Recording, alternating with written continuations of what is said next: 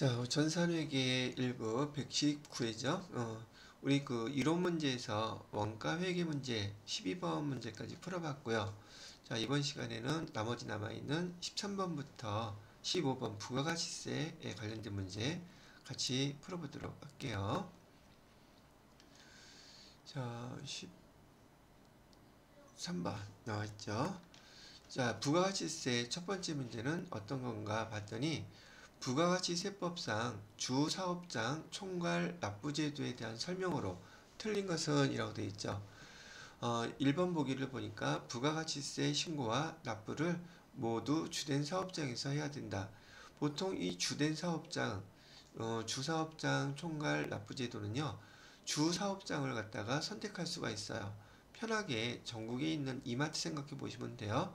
그렇게 많은 이마트 중에서 그 회사가 주된 사업장을 선택해서 그 전국에 있는 이마트를 대표해서 총괄해서 여기 납부제도라고 되어 있죠. 그죠? 납부는 가능한데 신고는 가능하지 않아요. 그래서 여기 주사업장 총괄 납부제도는요, 주사업장에서 전국을 대상으로 모든 이마트의 납부를 한 곳에서 납부할 수 있지만, 신고는 각각의 사업장이 있죠. 이마트. 전국에 있는 이마트에서 거기 관할 세무서에다가 부가가치세 신고서 제출을 해야 된단 말이죠. 그래서 여러분들이 신고라고 얘기하는 것은 부가가치세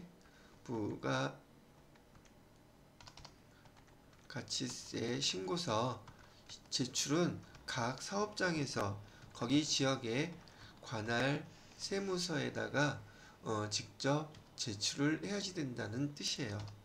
직접 제출을 하는 것이고, 납부만 여기 주사업장에서 총괄로 한다는 걸로 기억을 해 두시라는 얘기죠.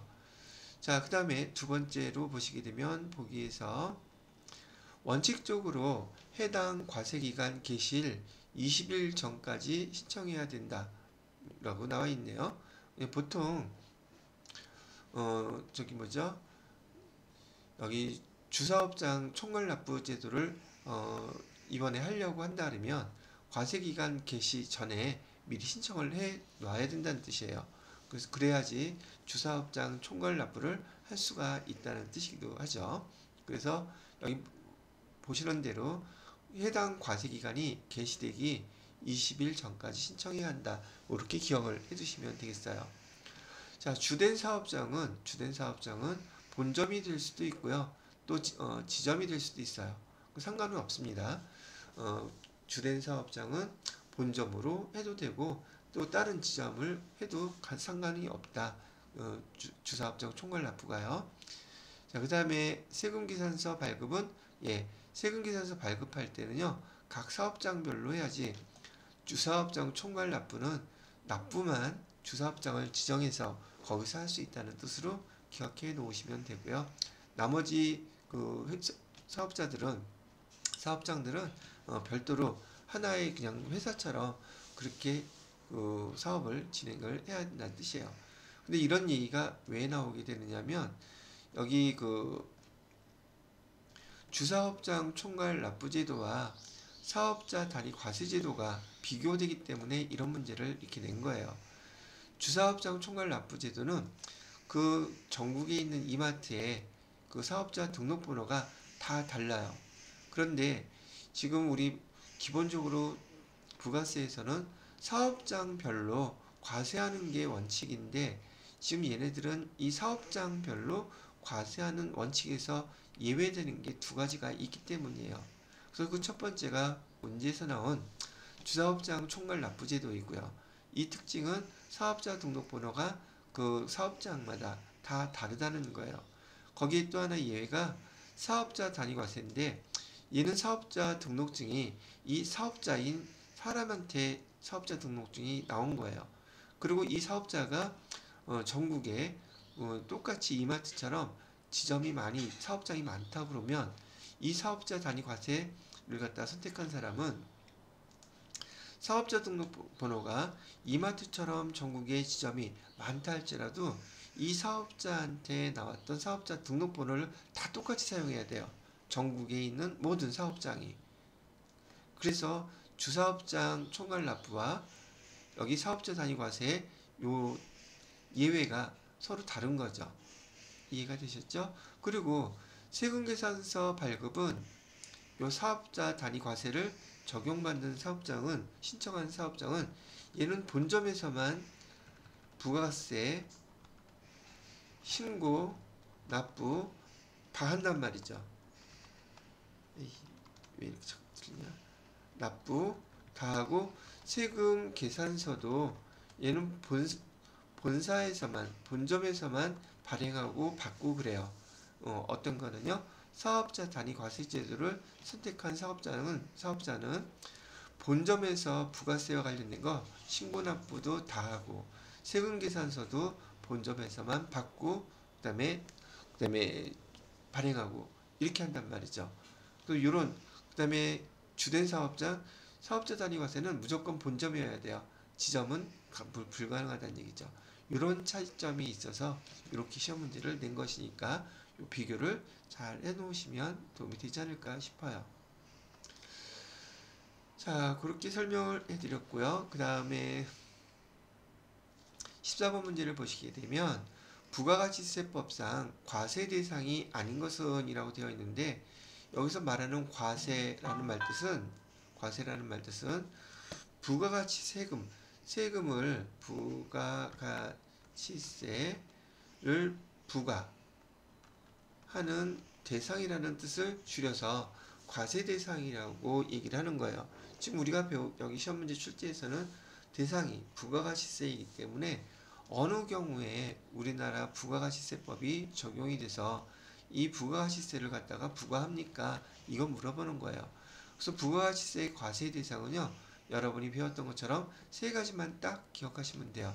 재화가 공급됐을 때 부가가치세가 부과돼요. 그 다음에 용역이 공급됐을 때 부가가치세가 부과돼요. 그 다음에 수입재화, 재화를 수입해서 얘가 공급될 때 부가가치세가 부과돼요. 그래서 여러분이 부가세법에서 그래서 재화가 뭔지, 용역이 뭔지 얘를 구분하면서 배우셨던 거예요. 그래서 우리나라에서 국내에서 재화가 공급되거나 용역이 공급되면 부가가치세가 붙는 거구나 라고 기억을 해 두셔야 되고요. 그 다음에 수입된 것들도 국내에서 소비될 때 공급되면 얘도 부가가치세가 부과된다고 기억을 하고 계셔야 된다는 얘기죠. 그러면 요 용어만 구분이 됐었다면 요거는 암기하고 계셔도 좋죠. 근데 뭐 꼭 암기할 것 정도는 아니지만 용어 말을 갖다가 이해를 못하게 되면 얘가 되게 또 어려운 문제가 될 수 있어요. 그래서 이게 아닌 것 찾으라고 했으니까 재화의 공급, 재화의 수입 두 개 다 있죠. 용역의 공급, 용역의 수입은 없었어요. 그래서 여기 4번이 답이 된다는 얘기를 해드리는 거죠. 자, 그리고 마지막 문제를 풀어보도록 할까요? 마지막 문제는 똑같이 다음 중 부가가치세법상 부가가치세 매입세 공제 대상인 것을 물어보고 있어요.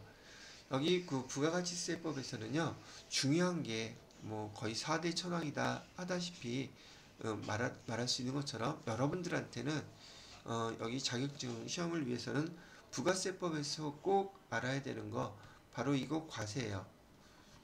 과세 대상이라는 이거하고 그 다음에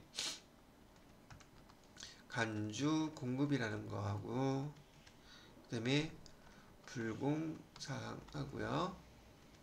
뭐 등등 지금 배우시는 입장에서는 요 세 가지가 여러분들한테 제일 중요하고 그 중에서도 간주 공급 문제와 불공사항 매입세액을 공제해주지 않는다는 불공사항에 대해서는 실기가 됐던 이론이 됐던 여러분들한테 거의 빠지지 않고 출제되는 핵심 사항들이란 말이죠. 그래서 꼭 암기를 하고 계셔야지 돼요. 자, 공제받지 못할 매입세 불공사항에 대한 거는 제가 여기 정리를 해놨으니까 간단하게 이렇게 기억을 해두시고요. 외우셔야 돼요. 이거는.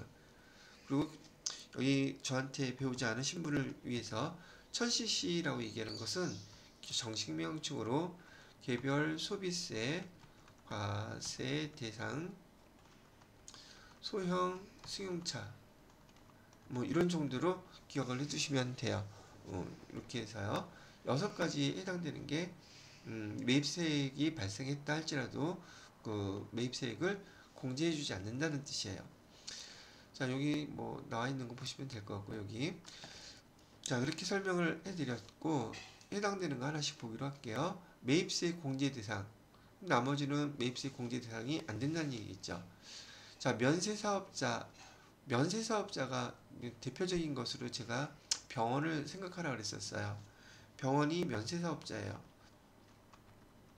병원이나 학원, 학교, 이렇게 면세사업자인데, 이 사업자들이 물건을 사갖고 재화를 사게 되면은 거기에 부가가치세가 다 있단 말이죠.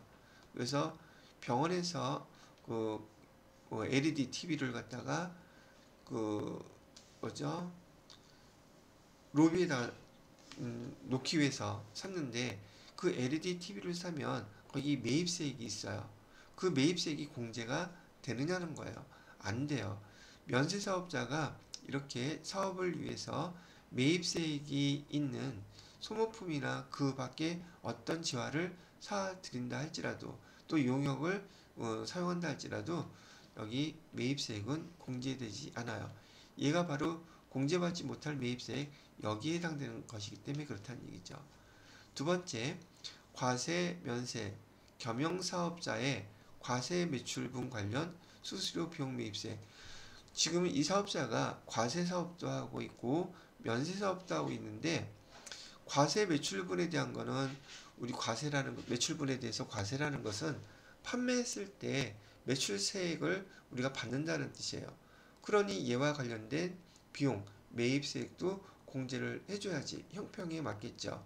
근데 만약에 여기서 문제에서 면세매출분이라고 대한다면은 면세매출분에 관련된 수수료, 비용, 매입세액은 공제받지 못해요. 여기 면세와 똑같은 의미라는 뜻이에요. 그래서 이렇게 과세와 면세가 겸용을 하는 사업자인 경우에는 과세 매출분의 매입세액은 공제받을 수 있다. 그러나 면세 매출분에 대한 매입세액은 공제받지 못한다. 따로 이렇게 기억을 해두셔야 됩니다. 아시겠죠? 얘는 그럼 정확하게 매입세액 공제 대상이 된다는 걸 알 수 있을 것이고요. 세 번째, 일반 과세자의 개별 소비세 과세 대상 수용차. 지금 얘기하고 있죠? 여기서는 정식 명칭으로 여기에 해당되는 거고요. 그럼 불공사항이니까 당연히 매입세 공제받지 못한다는 뜻이에요. 네 번째는 일반 과세자의 거래처 접대용. 거래처 접대용은 여기서는 여기에 해당되는 거고 여기서는 여기에 해당되는 거겠죠. 얘가 정식 명칭이고 제가 수업 시간에 간단하게 외우라고 써드리면서 알려드렸던 걸로 이렇게 필요적 기재사항 관련된 것들 정리해드린 것들이었던 거예요. 주로 여기 관련된 게 시험 문제가 많이 나오니까요. 자, 이렇게 해서 15번 문제까지 부가가치세 다 같이 여러분들하고 풀어봤고요. 다음 시간에는 119회 회계 1급에 대한 그 실무 시험 있죠. 실기 파트를 여러분들하고 같이 풀어보도록 하겠습니다.